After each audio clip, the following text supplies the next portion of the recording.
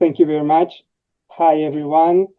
Thank you for accepting me to this fantastic conference held here in Belgrade. Um, I will talk to a little bit different, speak maybe from the others, but I think it's interesting to to to you also. My name is Jordi Martín, as you said, from the University of Barcelona, and I will present a teaching model that unites epigraphy, gender studies, and digital humanities. That an innovation teaching that we held at the archaeology bachelor of the university at the course of historical sources. So in brief, we used Wikipedia as a rigorous public-facing learning space where students create verifiable, neutral content grounded in scholarship. Is it okay, everything? No, so, I'm just checking someone didn't. Okay. Just so, I'm sorry, Martin. Just non-speakers should please just turn down all the mics. Okay. No, yeah, okay. Okay. So over the next 20 minutes, more or less, I will outline the motivation, methods, and results, and next steps of that innovation. So my premise is simple yet consequential. Rigor and openness are not opposites when designed well, they reinforce each other. Yes. So inscriptions, as you know, preserve names, statuses, civic memory, but their gaps also show power and silence. A gender lens reveals systematic unrepresentation, sometimes, of women and minorities in some corpora, shaping how students imagine antiquity and agency. Digital humanities expand access, connect datasets, and spread knowledge beyond the classroom, yet they also reflect asymmetries in coverage and labor. It's for that our project unites these dimensions. Students read inscriptions critically and contribute responsibly to public knowledge through Wikipedia as a tool. They practice historical method with primary and secondary sources while learning policy, sourcing, and accountability of Wikipedia. The key balance is rigor and openness. Rigor, because rigor without openness limits impact of our investigation, while openness without rigor creates just noise. So students learn here both the craft of history and the ethics of sharing it. Perfect. So the gender imbalance is visible not only in ancient records, but also in today's platforms. In 2018, for example, male biographies predominated across Wikimedia projects. These figures, as you can see, are not mere curiosities. They condition what millions read each day and influence how students perceive, for instance, authority, relevance, historical agency, etc. We therefore invite students to confront a double invisibility, unrepresentation in some epigraphic record and unrepresentation in digital narratives. So pedagogically, this becomes a productive tension, I think. Rather than dismiss Wikipedia as unreliable, we present it as a laboratory of public history with policies, norms, and community oversight that can be learned and respected. Students here must demonstrate notability with independent sources, avoid original research as much as possible, just with my help, and write neutrally, all while integrating disciplinary insights. It also surfaces hard questions. What evidence warrants inclusion? Which voices have been historically minimized? And how can we document them responsibly? How do we avoid advocacy while repairing gaps, those gaps, as you can see? In short, the problem is a call to method, rigorous sourcing, transparent reasoning, careful alignment with platform policies to improve coverage without sacrificing scholarly standards. That is the key of everything. So our framework rests on three pillars, as you can see here, that shape a unified pedagogy. First of all, epigraphy trains close attention to scripts, supports, film spots, formulas, and transmission within context.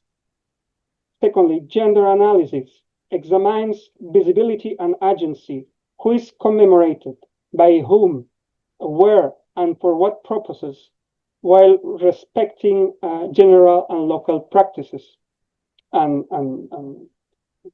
everything that relates. Digital humanities also emphasize collaboration, openness standards, and ensure link sources, annotations, audiences across a lot of platforms of the digital world. So Wikipedia sits at this crossroads perfectly. It requires verifiable sources, neutrality, clarity, while its public reach demands accountability. Here, rigor and openness reinforce each other. Students apply disciplinary methods while publishing in a space that invites dialogue all the time. So the result is an authentic assessment with real stakes. Tract and debate edits foster reflection and iterative improvement. By combining those three pillars, the course offers intellectual depth and civic relevance to our society, showing not just what we know about the past, but how and why that knowledge is shared today. Our objectives guide every segment. First, students expand access to historical knowledge by reading reliable referenced articles that explain specialist research for wider audiences. This demands careful use of sources, clear writing, and neutrality, as I said. Second, the course fosters civic engagement by placing learning in a public space where contributions matter because it's public and accessible. Real readers raise the stakes for accuracy, tone, and awareness of the social impact of history and of right history. Third, we connect university, and that's important, as you can see, university and society by embedding open science practices, transparent sourcing, reproducible claims, and licensed media. Together, these goals shape students as responsible mediators between scholarship and public, between our work and the society. They learn to weigh evidence, argue fairly, and value accessibility and inclusion. In the end, they see Wikipedia work as disciplined extension of academic norms. So that is very important, not just a challenge to them. And our detailed goals turn broad objectives into concrete, measurable skills. Students gain digital literacy via learning platform tools, using policy pages, tracking versions, and seeing how tall page debates shape outcomes. They practice collaborations by planning timelines, sharing rules, giving feedback, and reaching consensus on phrasing, structure, and sources. Academic skills stay central here. Students find, assess, and synthesize secondary literature. They separate argument from evidence and read leads, sections, and captions for readers to share in Wikipedia. So they refine scholarly writing in precise terms, clear contribution, and consistent citations. What evidence can and cannot prove, for example, that allows to critical thinking growth. So transferable skills emerge here naturally. Public outputs create real motivation and accountability. Students can see how their choices affect readers and watch how corrections improve their work, their pages. So reflection is built here, of course. Yes. So the method is scaffolded to balance autonomy and guidance. And students work in small groups, up to 5 people. They choose an inscription from a prepared list. I prepared a list of inscriptions to ensure feasibility, relevance, and available sources and research. So they start with primary evidence, confirm readings, note formulae, and name patterns, and record thin spots, materials, flag uncertainties clearly. So next, they review secondary literature to add context, such as chronology, archaeology aspects, and prosopography, if they need, and claims really on published research, not inference. That is important. While sources ready, teams draft a Wikipedia article. The lead gives a concise summary. Sections present verifiable information, references link to reliable works outside the Wikipedia, of course, and media follow license rules of Wikipedia. So every claim is traceable with no original research, just only if I intervene there, and neutral. So the instructor acts as an editorial, more or less like if I can, as an editorial coach, feedback comes at these stages: topic approval, outline, draft, revisions, and publication. This workflow teaches them method, teamwork, and public communication while improving the public record. Yeah. So training supports the workflow and reduces avoidable frictions. We begin with short hands-on workshops covering both the visual editor and the source editor, clarifying when each is preferable and how to switch safely between them. Students learn core policies in early, for example, notability requirements for topics, the principle of verification, the provision of original research, and the expectation of neutral tone. So what is interesting, of course, we practice citation formats, reliability checks, and use of reference tools. We also address media, licensing, attribution, and also, if it's necessary and if we can, uploading to Wikimedia Commons some resources that we have here in Barcelona, for example. So, of course, a detailed rubric aligns expectations with assessments, sources, structure, neutrality, as you can see, and technical compliance receive explicit criteria. So teams submit drafts to receive instructor feedback. Talk pages host questions and change proposals, and the editorial cycle follows a simple rhythm: draft, feedback, revision, publication. So that improvement is iterative and documented. Because every edition is tracked and revisable, the platform naturally encourages reflection and care of the students. And by the end of the training, students have shared vocabulary, a checklist of common knowledge, and the confidence to engage constructively with the wider editing community of millions in Wikipedia.